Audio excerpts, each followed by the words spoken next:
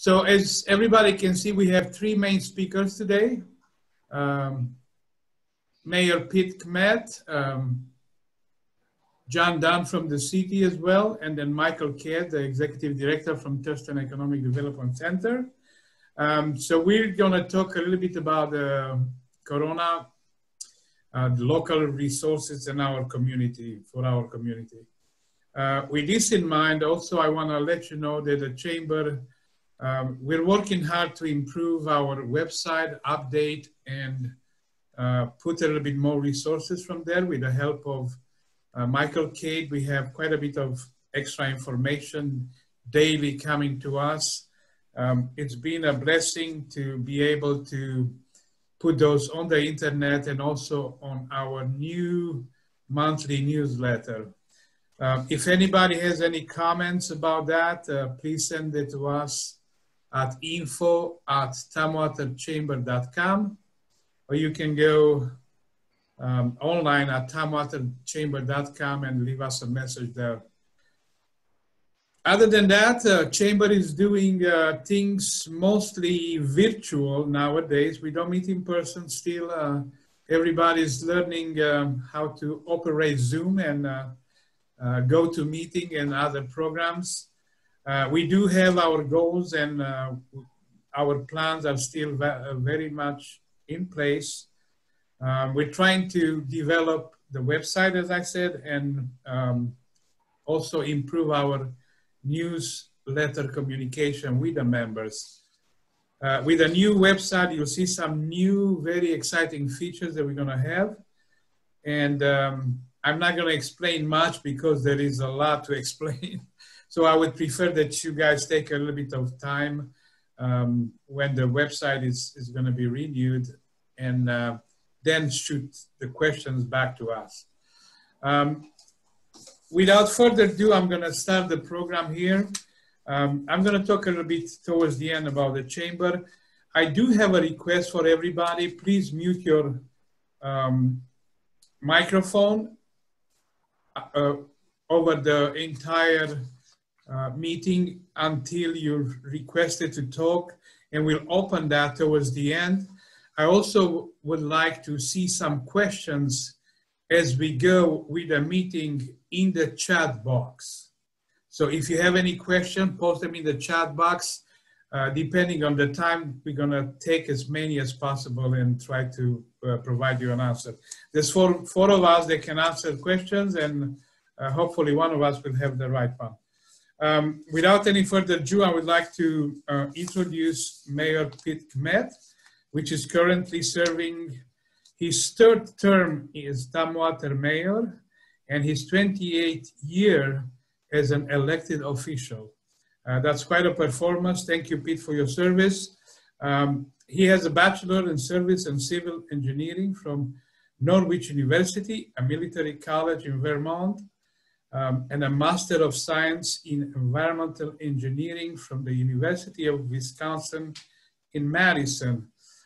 He's retired environmental engineer, having worked nearly 40 years on solid and hazardous waste management and the cleanup of contaminated sites. Excuse my accent, but that's what you get. Pete and his wife, Nancy, will live on Lower Tumwater Hill, and they have two adult sons, Michael and Nicholas. Pete is working hard to facilitate redevelopment of the former Olympia Brewery, improve the city transportation network and park system, and it's always looking for new ways to engage the public in Tumwater decisions. He's currently working on an article about the history of Tumwater government as part of a city celebration of 150 years anniversary of incorporation. So Pete, your screen and word is yours, please. Thank you, Gabe, and thanks everyone for giving us an opportunity this afternoon to talk about Tumwater and what's going on. It's been a while, so I think it's a good opportunity here to get an update. I'm gonna go to screen share, and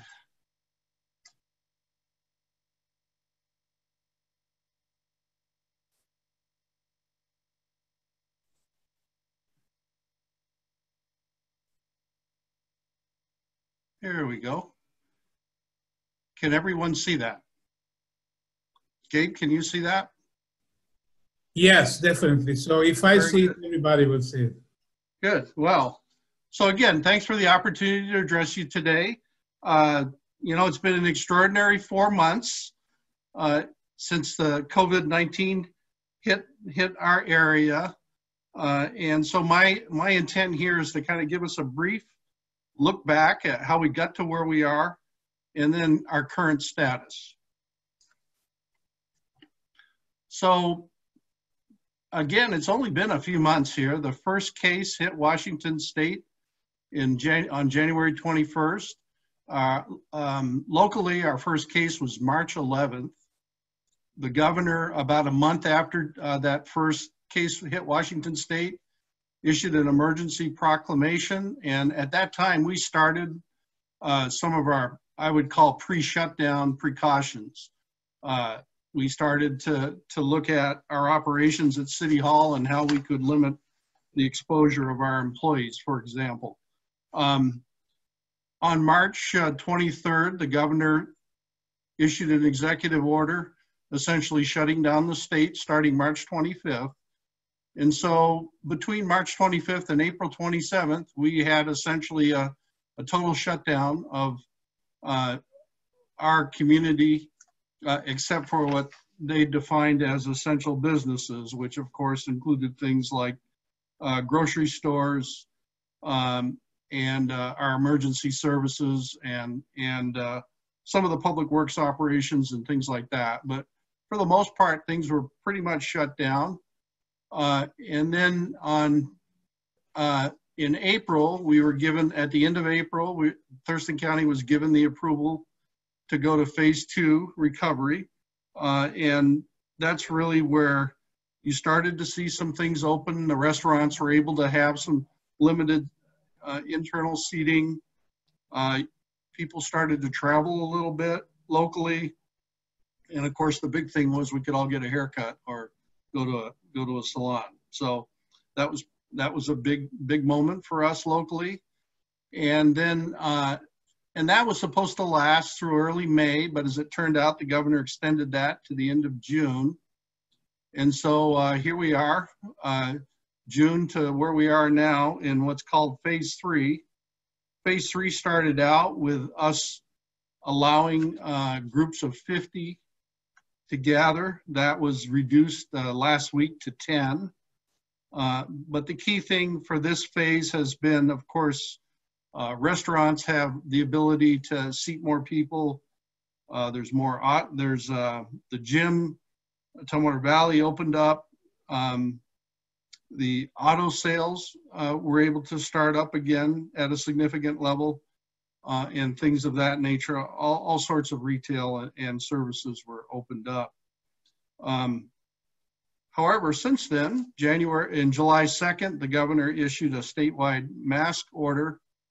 And then most recently on July 16th, as I mentioned, he scaled it back from 50 to 10 in terms of the total number of people that could gather at any one location. So that's raised some questions for us in terms of how to implement that.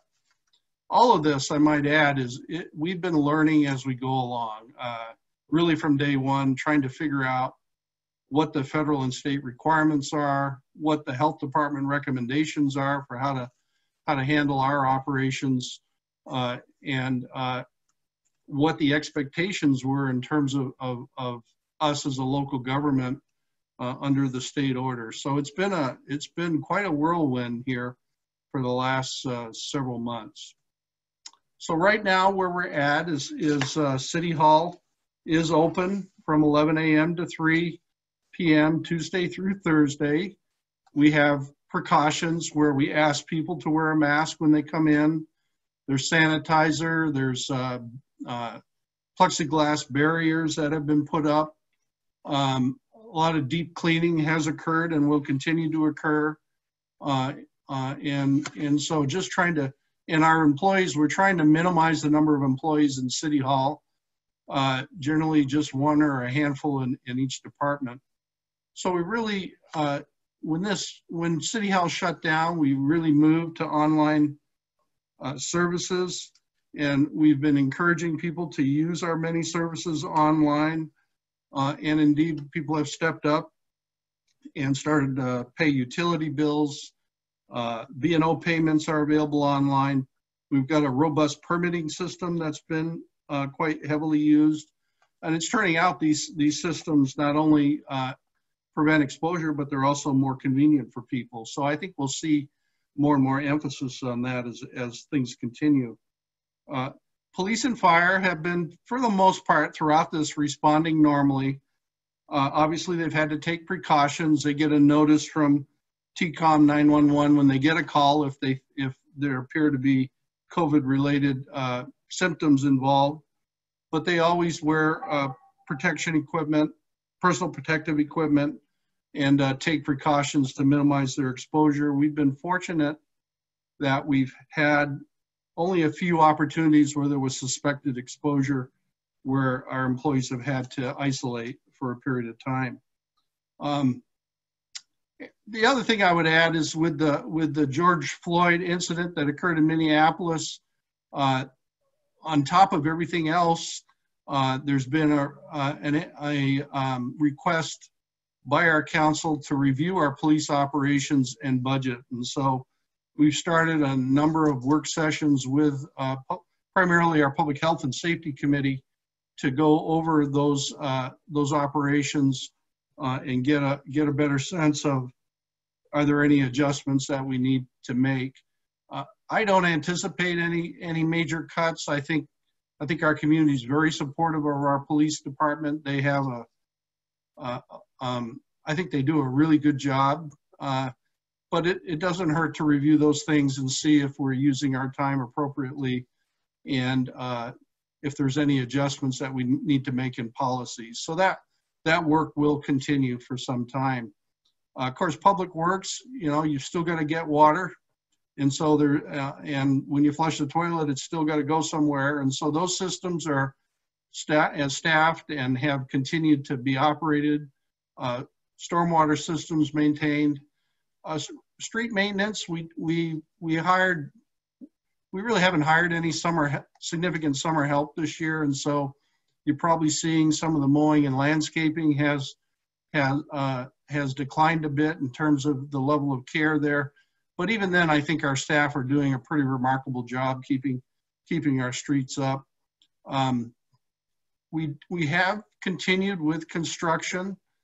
We had a major construction project underway at Custer Way to replace a water and sewer line. We really couldn't stop that in the middle of things, so that kept going throughout the pandemic. That project is just about wrapped up. But now we switch over to a couple other projects. We have a trail segment that's being built through Tumwater Falls Park to connect Historic Park and the upper part of the parking lot to the Falls Park. And we also have a major paving project underway this summer, about $4 million worth of paving, thanks to a pretty significant federal grant that staff were able to snag that we've been able to match with our local transportation funds. So that work is continuing, and I believe in the next couple of days you're going to see a fairly significant detour between Tumwater Boulevard and Henderson Boulevard as they completely repave that segment of Tumwater Boulevard. The other major piece of work will include work north of the river on Capitol Boulevard as well, where there'll be some pretty significant reconstruction of that part of the street as well.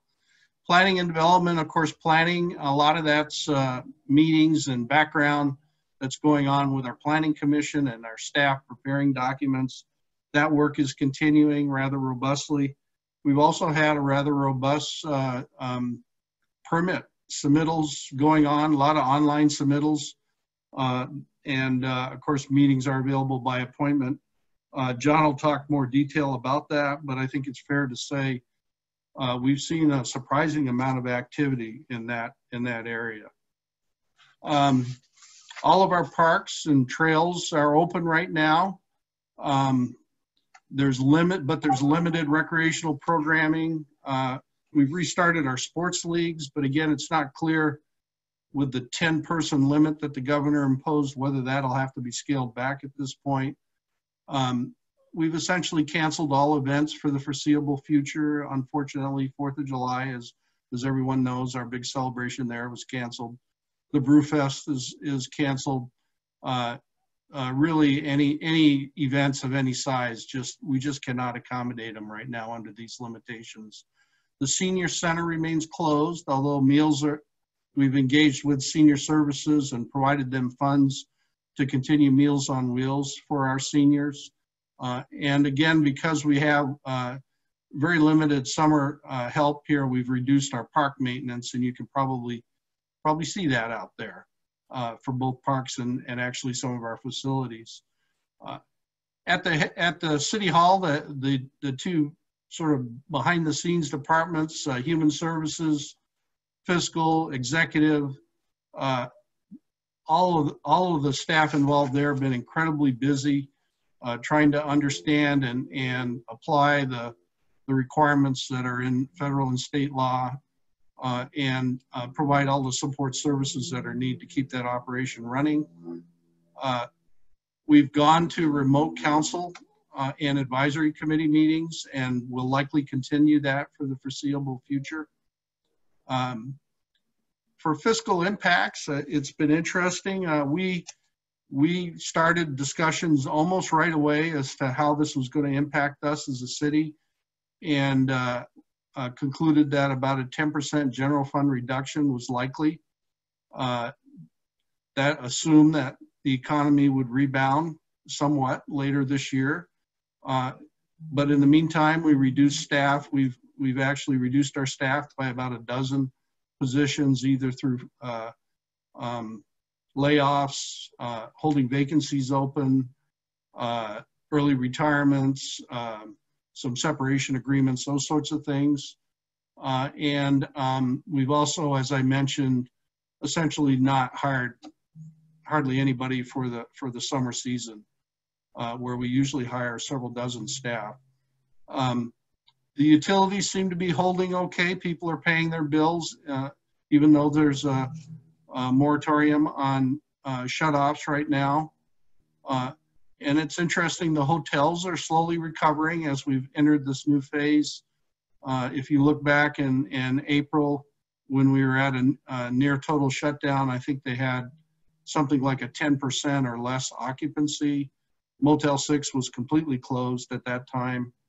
Hotels now are beginning to recover. We're seeing about last numbers I saw were about a 40% occupancy. Of course, that's probably half of what it normally would be, but still starting to pick up, which is encouraging. So we've taken a number of steps. Some of these are ours, some of these are by other jurisdictions.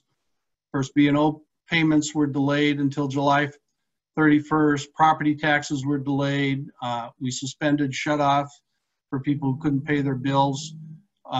Created a website and a map, Tumwater to Go, for restaurants that have takeout. We created a business webpage to provide links for business resources. And of course, Thurston Strong, we're participating in that financially, and Michael Cade's going to probably talk more about that.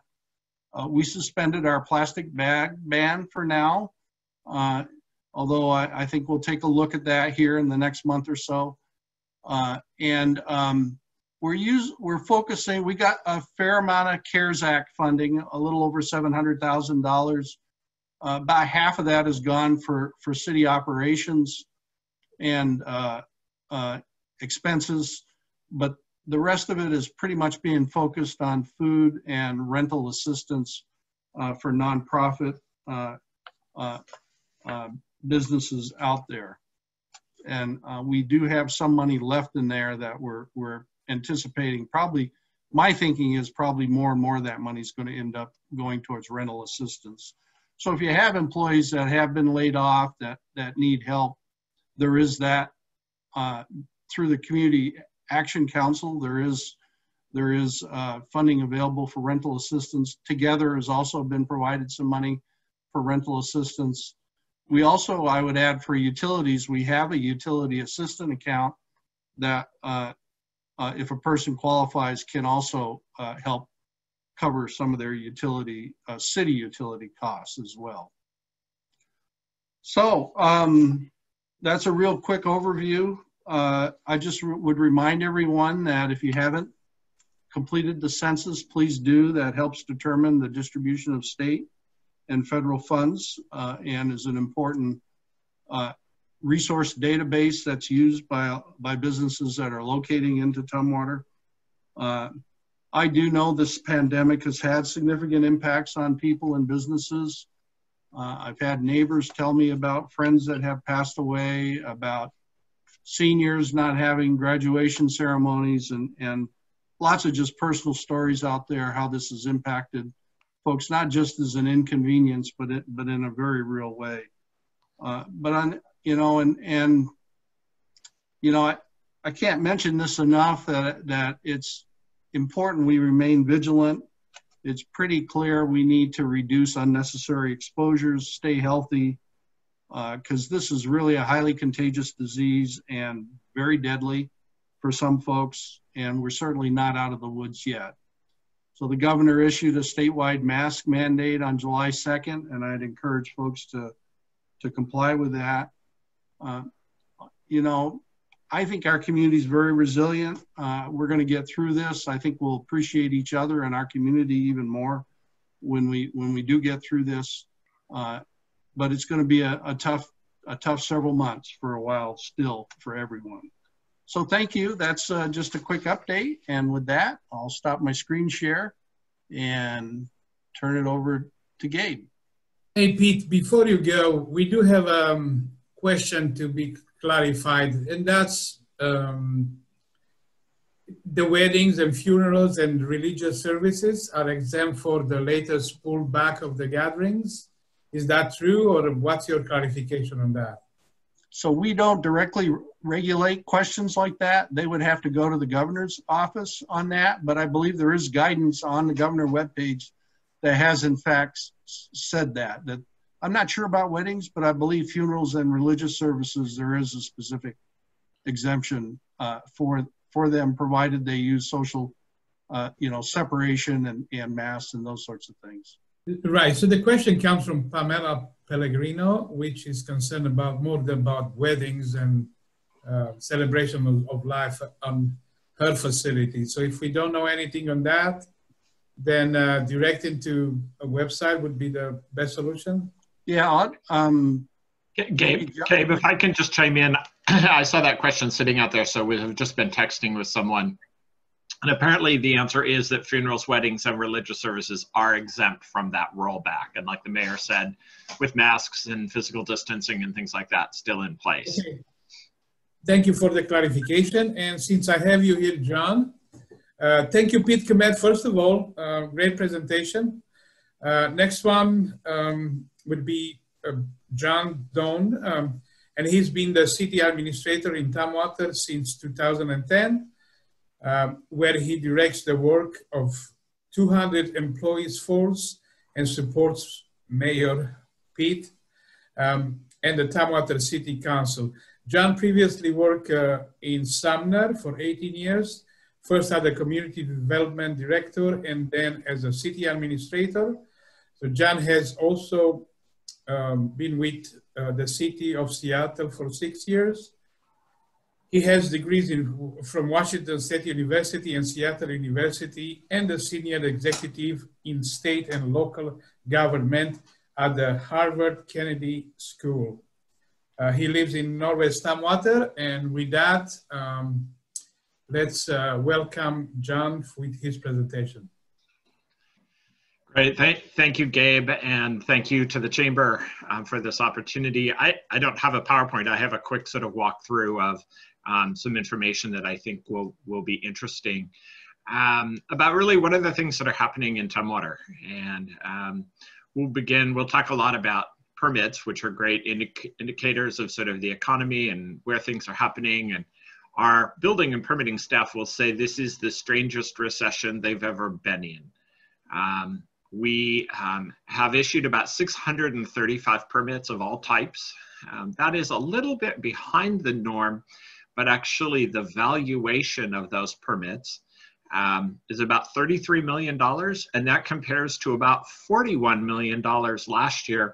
And that's $41 million is about the average for the past 5 years. So we are well on our way to a pretty robust year in terms of construction. And what we find in the economy, particularly from the single family side, and to some extent multifamily, but definitely all of residential, is there is money available. So that's different than the last recession. Banks have money, very low interest rates. So that's advantageous for people who are home buyers. We still have affordable housing here.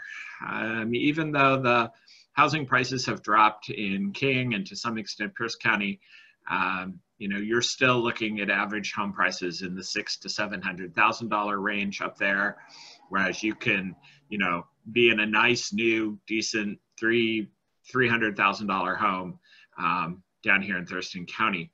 And really, the game changer, I think, has been teleworking. And we've demonstrated in this country about half of the people who normally go to work in an office are now teleworking. And so we've demonstrated that teleworking isn't a one-off thing that somebody does, once a month when they have a special project, but you can do it for days in a row. And for many, many people, it's more productive, more flexible, and certainly reduces our carbon footprint, reduces the amount of time we're on the freeway, things like that. So it's becoming more attractive. And what that's done is create more interest in communities like this to maybe telework 4 days a week and drive into work 1 day a week. So we have 182 single family permit applications this year. We did 106 last year in the entire year. So we're almost 80 permits ahead of where we were in all of last year. And most of those are happening in some subdivisions around town that Rob Rice is building, and some others that are a Century Homes subdivision off of Highway 99 called the Preserve. We have 2 single family plats that are coming on the market. One is Division 4 of the Preserve. So that's about 141 single family home lots. And then Skyview Estates, which is on Little Rock Road, right by Black Hills High School. That one's about 117 new single family lots. So that's where we begin to see the next round of home construction are in those final plats. We then have a preliminary plat, which is called Bradbury, which is 54 single family lots. And it is on 93rd, just east of the Preserve. So down in that sort of same southeast quadrant. So that's creating a lot of sort of ongoing capacity for single family home construction. And frankly, we anticipate that continuing through the year.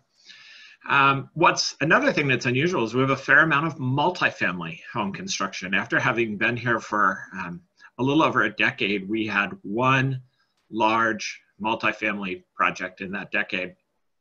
We now have 3 of them in some point in the process. Tumwater Point, which is behind Tumwater High School, is 140 units, and it is under construction right now, probably 80% complete, I would guess.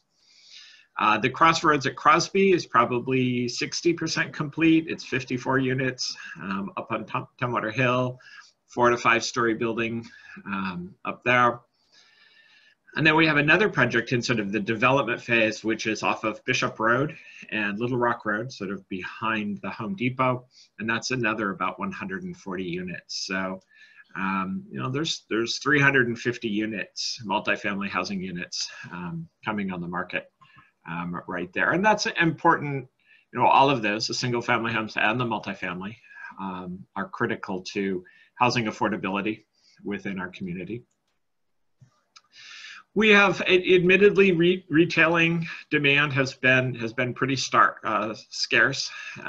It was scarce before COVID, and COVID has just really changed the dynamic of how we buy things and what that looks like. And I think it's going to take a little while for all of that to sort of sort out before any particular retail projects move forward. Nonetheless, there's a 12-lot commercial industrial subdivision down at I-5 and 93rd that's going on down there. It's actually in conjunction with a roundabout that's planned to go in at Lathrop and 93rd. The Chehalis tribe has a development that's occurring down there where the old truck stop used to be. Then that's the first project actually is a Kaufman construction and development project. Kaufman's also have a new 12,000 square foot multi-tenant space that is sort of by the warehouse district where the cider makers and the breweries are off of 79th. Kaufman's project is on what's called Sweet Iron Court, which is a new little street there. That street also houses their new headquarters. So they have just moved from Lacey to Tumwater, and excited to have them join Tumwater. And then at 8950 Tilley Road, sort of south of the airport, is a new H.D. Fowler distribution and retail facility. So we're excited also to have H.D. Fowler be a part of our community. If you're not familiar with H.D. Fowler, you probably don't do plumbing and irrigation work, because they sell a lot of piping and equipment and things like that used in plumbing and irrigation.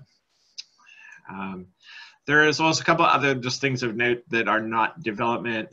In addition to what the mayor said, there is a fair amount of planning work going on for Old 99. And that was an area south of the airport, or along the airport, I guess, that we annexed into the city a couple years ago. And so we're looking at how do we make improvements to that road. Again, pre-COVID, as folks who drove that road know, there were times of the day when it was just packed full of cars. And so we need to begin to figure out how we can make improvements all the way down to the city limits. So that planning work is going on. The picture I have as my virtual background is the golf course. After about 6 weeks of the golf course actually being shut down completely, it reopened and has been going incredibly strong ever since. Definitely a demand out there for people to get outside and smack around a small little ball a little bit. And we appreciate that. And then also our parks folks have developed a Tumwater Art Stars program. And this is, if you're looking for things to do with the kids, email us at volunteer@ci.tumwater.wa.us, or you can check us out on Facebook to get that address, and you can get a free art kit. Each week there's a free art kit that you get. This week's theme is about chalk, so sidewalk chalk. And next week, I think it has something to do with bubbles. So again, if you're trying to figure out what to do with the kids, great opportunity, and great opportunity to do some sort of community art, especially with a sidewalk chalk that you can share with other people and add a little bit of fun to our community as folks are out walking about. So I just wanted to leave with the idea that in spite of the fact that we're in COVID and all this other stuff is happening, there's a lot of good stuff happening too in our community, and creating jobs, creating economic development, creating housing for people, creating some tax base, and creating more customers, bringing more people to Tumwater. So thankful for all of that. And again, thank you for the opportunity to be here. Thank you so much, John. Great presentation and good news. So next on my list here, it's Michael Cade. And Michael began his tenure with the Economic Development Council of Thurston County as an executive director in January of 2004. His career in economic and community development began in 1987, and his 24 years career has primarily been focused on the recruitment of investment into the community and the retention of companies. He has worked on numerous community-based community development task forces, emphasizing the creation of quality communities. He's a graduate of Western Washington University with a degree in geography and English literature. He currently sits on the several boards, board of director of the Pacific Mountain Workforce Development Council, Thurston Regional Planning Council, Morningside, and the Thurston County Chamber of Commerce. And with this, Michael, please. Thank you very much, Gabe. And thank you very much for the opportunity to speak to the Chamber of Commerce. Certainly appreciate the opportunity, and truly appreciate the opportunity to follow the mayor and John Doan. That was a really uplifting, upbeat presentation. And I hopefully that will keep that theme moving forward. I want to talk to you a little bit about kind of what are the current economic conditions and some of the strategies and efforts that we've been putting in place on what we're calling the Thurston Strong Economic Recovery Task Force. Hopefully, you'll keep that positive feeling going from the mayor and John. I'm going to throw out some slides that may not be so positive, but please, it's steeped in the notion that we're going to get through this, right? We're working hard as a community to get through this. And I think it's interesting, as kind of thought just popped into my mind as I was framing my opening comments to you, is that economic recovery always starts at leadership at the local level. And the local level in this case certainly is the city of Tumwater and the council that you have, as well as the city leadership on the professional staff. So thank you very much. That also extends to groups like the Chambers of Commerce and working with partnership with economic development groups. So hopefully my presentation will kind of keep that in mind with how we kind of are working through kind of what we're doing here. So I just want to do a process check. Gabe, can you see my screen there that I just popped up? Yes, sir. Okay, good. It's not going to be in presentation mode because my 2008 computer doesn't handle all this new technology, and I just kind of got to muddle through it. So one of the things that I do want to start with real quickly about is the notion I wanted to thank. I think Mike Matlock is on the call as well. Mike is part of our Regional Economic Recovery Task Force. Thank you, Mike, representing the city of Tumwater. Thank you very much. And also Councilmember Charlie Schneider is a member of my board of directors at the Economic Development Council. And I want to thank them both for their leadership and their participation as we develop our strategies and notions of moving forward. This chart, we just talked a little bit about consumer spending and kind of where retail status of retail's at. It's interesting to look at in the sense that consumer spending in Thurston County is up year over date from January 1 to now by about 19.5%.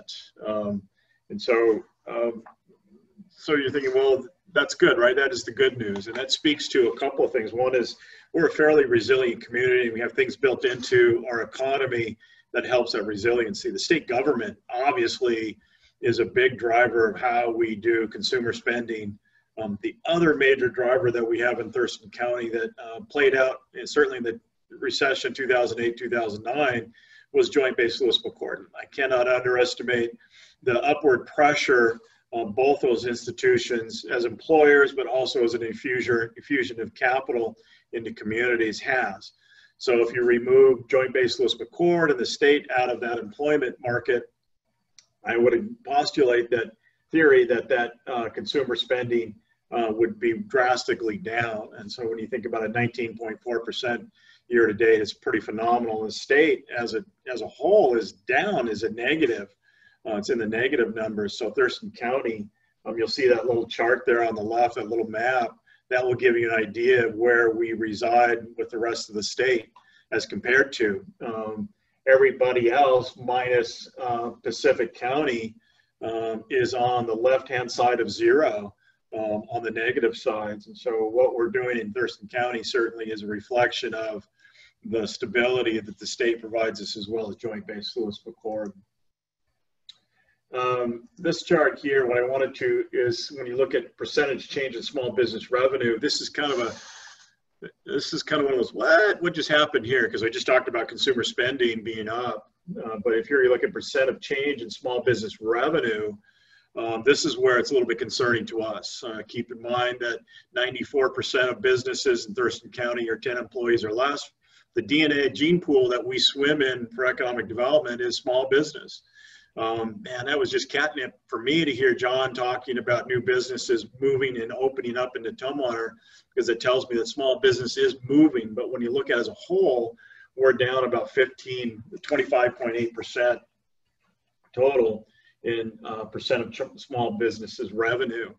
What's driving that is some of the larger big box retailers that we have in town, and certainly Costco, Home Depot, and those folks that drive some of that other revenues. But certainly we need to pay attention to the small business revenues. And so a lot of the work that we do, Gabe just asked me a question: are we busy? Are we receiving calls? Before we started getting into the presentation, I will tell you that for the Thirst and Strong hotline, we normally get about 5,000 cases a year on small business retention.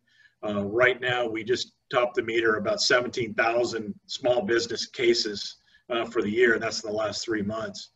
So that tells me there's a lot of trepidation out there. There's a lot of work to be done, and so there's a lot of activities and strategies that we need to put into play. This chart here, number of small business open. When you look at that, let me go to my kind of small business open. We're down 13.8% year over date. So it tells me that small business really are still having a hard time opening, but we'll talk about the unemployment and the unemployment rate and what's happening with that in just a minute. When you think about the state overall is at 14.6 negative on small business open since the beginning of the year. You can see that chart, and you'll see the benchmarks of kind of activities. You'll see the beginning of the year, January of 2020. You'll see in March 16th, the public schools closed. The Washington stay-at-home orders happened on March 23rd, and you can see kind of that downward dive. But what's interesting to see is that little pigtail continues to move upward. I had an opportunity to listen to Richard Florida. He was a keynote speaker at an economic development conference last week. For those of you know Richard Florida, you know I'm an absolute groupie of his.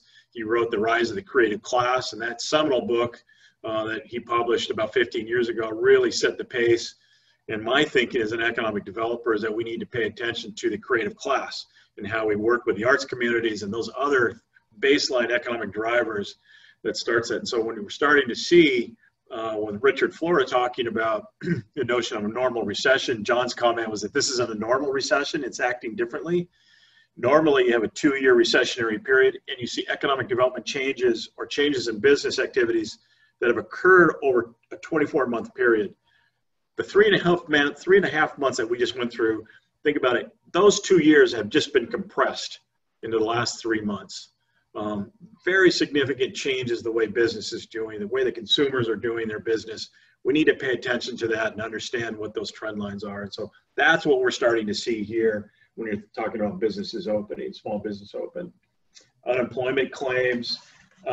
This chart, this is the one that truly I lose sleep about every night.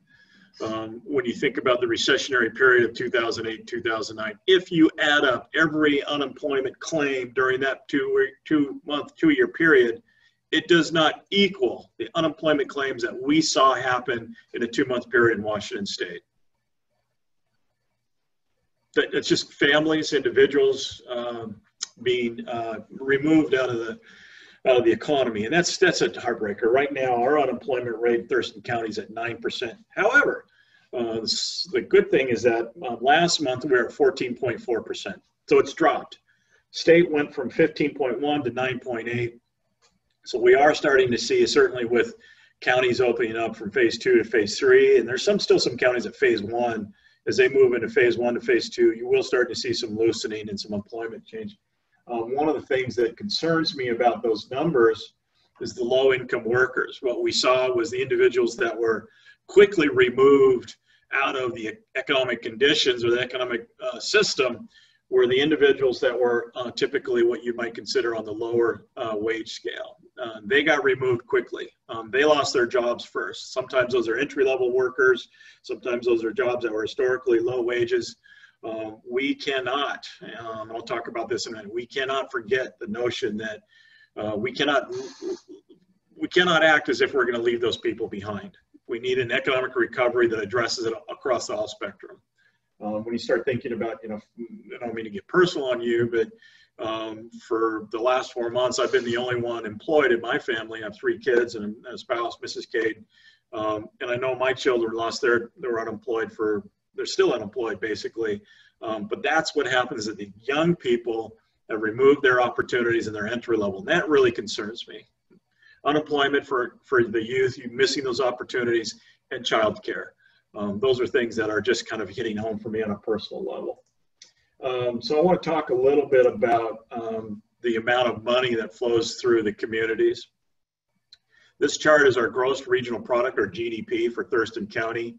You can see in 2016, 17, 18, those blue charts, those blue bars, that's positive growth. Anybody, an economist, will tell you. It's funny, Gabe introduced me as an English literature major, so maybe an English literature major will tell you this as well, but an economist will tell you if you hit 6% GDP growth, you're doing pretty good. So 19%, we had a GDP of 12.9%, $12.9 billion. Since January, we've shaved off about 20% off our GDP. And those are dollars that just flow through the economy. Those are dollars that the city uses for their budgets, the city uses to provide services, the county uses for the services, et cetera, et cetera. And so that, you think about it, when we've lost just about $2.5 billion out of the economy that's flowing through the system, that's a little bit scary to me. And I don't know what that number is going to be. We're doing a statistical model projection right now for the end of the year. But again, this is just for the first quarter of 2020. So let's talk a little bit about some of the strategies we're putting in place. We developed through the Regional Economic Recovery Task Force, we provided some guiding principles. The overarching topic is be wise. Be wise, be wise, be wise. Be aggressive, but don't be reckless. Be aggressive, but don't be reckless. Make sure that we're putting dollars and resources where they're most impactful, and they're most impactful not only to the cities as they operate, but also families, and putting their individuals back to work. And look through the list there. Every decision that we base our strategies around is based on these ideas. The other thing that we want to stress, I want to stress to you, is that we need to get rid of, I just shudder when somebody tells me in economic development, a rising tide lifts all boats. No, it doesn't. Absolutely does not. And I would ask that you do not use that statement anymore. I'll find you and we'll have a conversation. A rising tide only lifts all boats when all boats are seaworthy. If you have boats that are not seaworthy and holes in it, they're going right down the bottom of the drink. And so we need to make sure that when we're being wise, we're also talking about the human services side of the equation. We're talking about families. We're talking about businesses. We're talking about private employers, et cetera, et cetera. So we need to be, we can't be everything to everybody, but we need to be cognizant of the fact that a rising tide only lifts the boats that are seaworthy. So if we're going to make the conscious effort to leave people behind, we need to know that we're going to leave them behind. We can't do that. And so Thurston Strong, Economic Recovery Task Force, we've really decided that we need to focus on those things.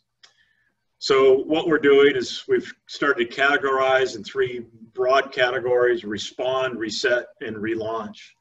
Respond, and what in the world happened? And let's make sure that we're pushing out issues to get people employed right now. Make sure that we're providing those resources for folks to take advantage of. Reset, make sure that we're pursuing every dollar, every resource, and every leverage tool to bring into this community. It's federal subsidies, it's business tech support, it's retraining, it's workforce development. And I've highlighted, I'll talk about childcare in just a minute, but we also need to talk about relaunch. What we happened in the 2008-2009 recession is that our economy operated differently. Our employers employed people differently. We have some numbers that I won't get into now, but we can talk about it offline. But we need to relaunch our economy. We're doing things and setting the stage so it's resilient. The things that I've identified in red: Job Corps, ThurstonStrong.org, PPE purchase, stand-up grants, and economic catalysts. Those are things that we think that we can do very, very well as a recovery task force and as a partnership group. If you go to ThurstonStrong.org, that website, it's a link to all the resources that Gabe referred to. Please use it. It's probably editorial comment and pride of ownership. We don't do that. We provide information, but I will tell you that it's probably the best county-wide, community-wide resource page in Washington State. Every county's got one. But this one's very, very good. One of the reasons why it's good is because it pulls out other organizations. It puts their resources in there and identifies where you can get those referrals. The other issue that I want to talk about is PPE, personal protection equipment. What can we do to reduce the cost of businesses reopening and recharging? So we decided that we're going to buy a bunch of masks, we're going to buy some hand sanitizer, and we're going to get some thermometers, and we're going to put them out to the community. We provided almost 60,000 masks in the community. If you have a business that you need masks, go on our website, thirstandstrong.org. There's a form. Sign, fill it out, send it in. It'll go directly to Ryan in my office, and he'll call you right away. He'll send you an email, come in at such and such time, and we'll get this out to you. If you need hand sanitizer, great, same thing. Right now we've pushed out about close to 700 gallons of hand sanitizer to folks. On the thermometer side, we approached FEMA to give us some high-end thermal scan thermometers. We have 200 of those. They put certain restrictions out. We pushed those out. We have about 10 left. So if you need a thermometer for your business operations, let us know, and we'll make sure that the FEMA requirements are being met. Childcare capacity. Childcare capacity is, we got a problem, people. And if we're all going back to work, how are we going to take care of our children? Schools, a lot of us have relied upon the schools. Schools are changing the way that they bring children into their facilities. There's remote distance learning. So how are we going to take care of our children if we go to work? 50% of our current environment is the youth. 100% of our future is the youth. So right now we've just conducted a study with Child Care Action Council. They did a very good job of identifying all child care providers in Thurston County. And what we found is that there are some major gaps and major holes in how they operate, how they function as a business, and actually are they resilient? They're not. Requirements of them to handle and operate and care for children in a COVID environment, that is a failing business model, I'll tell you right now. We cannot afford as a parent to send a child and pay that tuition that would be 5 times as much as it is right now. We just can't do it. It just isn't enough money in the system to do that. So for individual wage earners to do that. So how do we support them? So one of the things that we've done is we've created a matrix, an investment. Tumwater has been at the leadership role to provide resources to do that. Tomorrow, we're going to go live with business stand-up grants so people can apply for business stand-up grants. We're also going to go live tomorrow with child care grants. For those of child care providers, call them. Tell them, pay attention to the thirstandstrong.org website. As soon as they say, hey, these grants are live, hit the go button. We think we have enough money to handle most of the child care providers in the region. We don't know, but we were committed to making sure that if there's a gap, we'll find it. And so these things are moving forward. Work with a United Way on a Job Corps, the PPE, as I mentioned, those items are still out there available for your businesses. And then we want to make sure that we're doing things that are useful, or being wise with our resources. The last thing I would say is go to not that slide, but not that slide. Maybe this slide. There's a little bit of our Thurston Strong website. Chamber has a link there. There's a technical assistance hotline, 1-888-821-6652. An individual on our staff, one of our technical service providers, handles that call every day, that line every day from 9:30 to 3:30. We have a staff operational ethic here that nobody goes home until every one of those cases that came in that day is dealt with.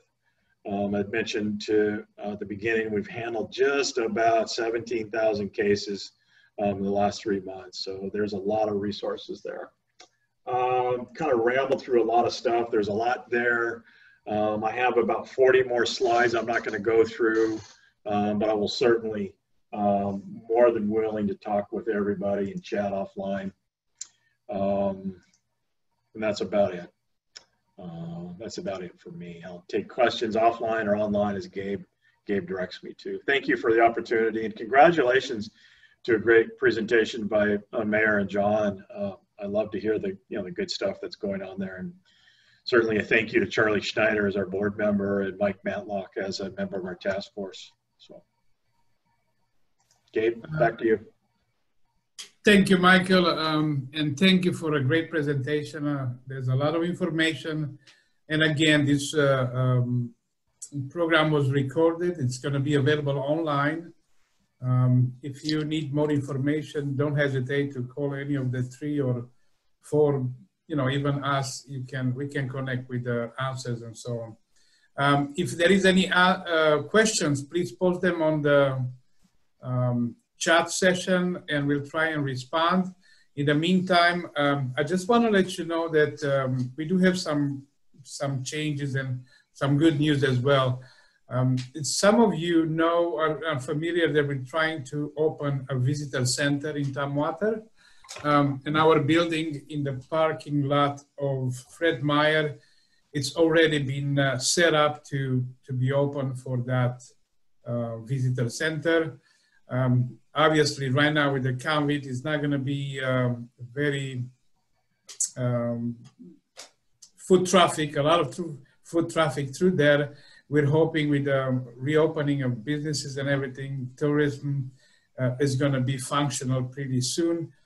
We do have VCB is trying to do some training for the visitor center. You'll have information about the chamber as well as Tumwater City, what's going on there.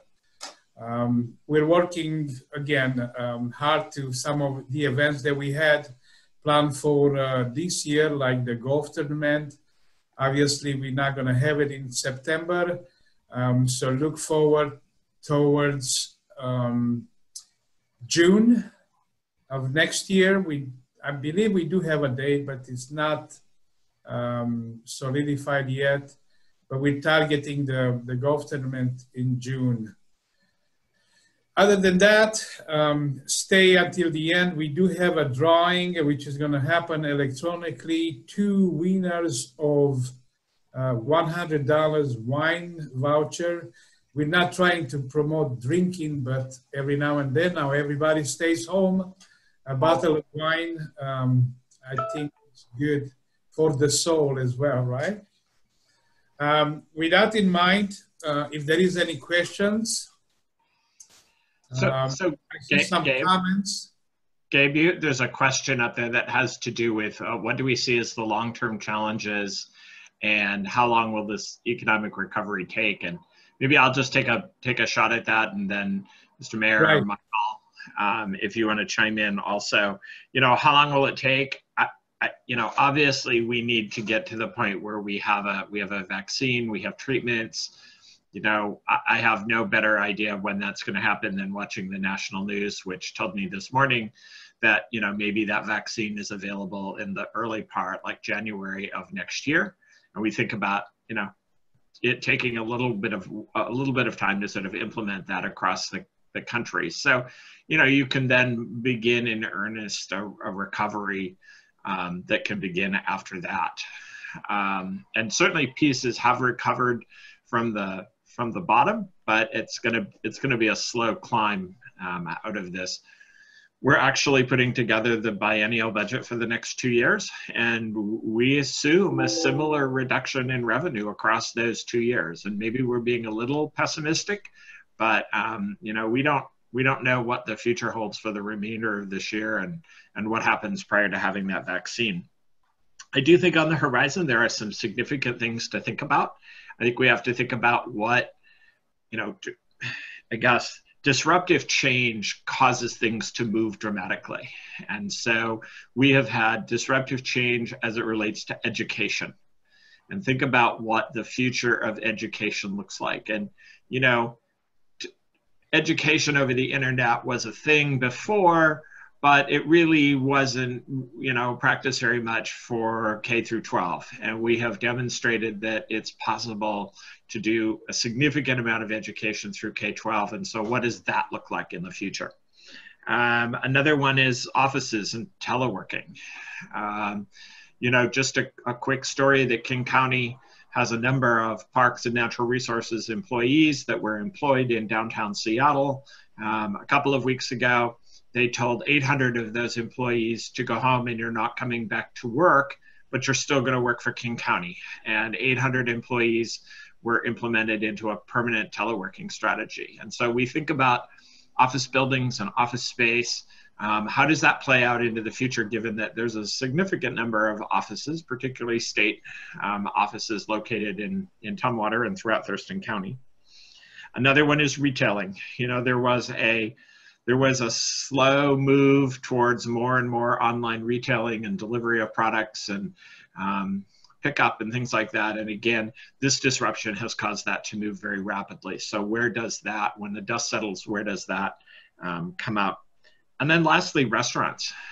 You know, how do restaurants play out? And, you know, we've shown, you know, there's a lot of restaurants right now. Some are operating with in-restaurant service, and then a lot of them have takeout and delivery and things like that. And so there's more and more of that takeout. And there's a phenomenon that actually started prior to COVID, but COVID in many ways, again, accelerated it through disruption. And that is this idea of sort of a ghost kitchen, where you have restaurants or you have a kitchen that's producing food, but then it is delivered through Grubhub and Uber Eats and DoorDash and those kinds of things. And you know, have we disrupted things enough that, you know, people are back to just delivering food as opposed to going out? And I'm not advocating any of those things in one particular way, but I think those are all 4 areas to have on the radar as we come out of this with change. And then I just want to do one last pitch for the Craft District, because the community college is continuing to install equipment and do great work down there at the Craft District, and Heritage is similarly moving in, and the Parsons who are developing that project are working on their market building. So things continue to happen there, maybe a little bit slower than before, but I think people will still want to find ways to gather when they can, and can do it safely. So we're hopeful that's a place that when COVID clears, we'll be able to do that. Any other comments on this? Yeah, this is Pete. I would add that I think the challenge really is consumer confidence.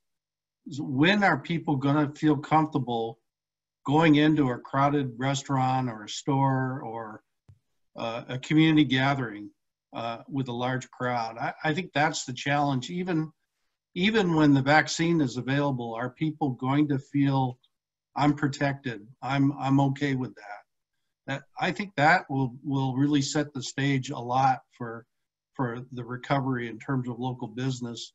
The other thing I'm seeing is a lot more people walking our streets, using bicycles, getting out and enjoying our community. And so I think we as a city government, we know we've got major deficiencies in a lot of those areas. We're going to need to focus some resources on improving those facilities for people to use. So a couple of additional thoughts there. I agree with everything John has said. Michael, you have anything to add? Actually, my comment was consumer confidence. I wholeheartedly agree. Are we confident in moving our families out into an open environment, but also are we confident that the economy is going to respond when I start investing? So you're absolutely correct. That's consumer confidence is the one of the number one issues that we'll have to deal with. So. Thank you all 3 of you. That's some great answering on the question. If there is no other comments, I would like to finish with the couple of the winners of the wine. And first of all, Charlie Schneider from the City Council, congratulations. And the second one, Nick Carey from KYG Radio. Thank you everybody for participating. And we respect with everybody's time. We're about 6 minutes over time. I think this was an excellent meeting place. We're hoping to do it again next month. And if we cannot get together for lunch, this is the best we can offer. Gabe, there is one more question in the chat box. I don't know if you saw it. Jennifer just emailed it over. Can you read it for us, please? What is your take on the social gatherings versus a corporate business meeting or for groups above 10 today? And social gathering is in quotes. Anybody wants to answer that? I'll try to wade into that a little bit and say we are still struggling with that ourselves, with things like our recreation programs.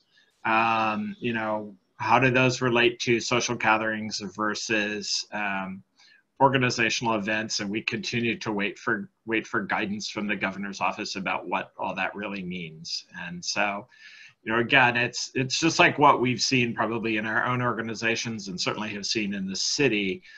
We're all trying to figure this out as we go. So hopefully we will have something from the governor that can clarify all of those variations very soon. Thank you, John. Any other comments on that? Well, this is Pete. The only thing I would add there is, you know, with sports teams, I asked our health department, you know, are they seeing through their contact tracing an increase in cases that are traced back to activity in our parks? And they said, well, not really yet. But the interesting case that they found is that a group came down from King County to use the regional athletic complex, and they traveled in a bus, and it was that exposure that occurred within the bus that ended up transmitting the disease. So it's not just the facility, the use of the facility and the outdoor activity. It's how people travel together to get there as well that I think is a part of the issue here. So I think that we will learn more obviously as they do more contact tracing. But I thought that was an interesting insight from them. Thank you, Pete.